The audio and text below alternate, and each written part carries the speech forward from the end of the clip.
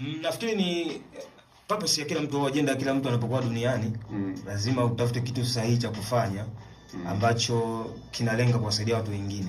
Na kitabu hichi, ukienda specifically kwenye kitabu hichi nimekiandika kwa sababu ni kitabu ambacho kimebase kwenye collection.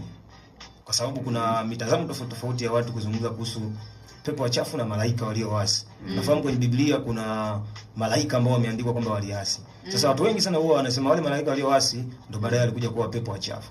Kwa hiyo niliandika kitabu hicho kwa ajili ya kucollect hiyo scenario au hiyo information kwamba haiko sawa.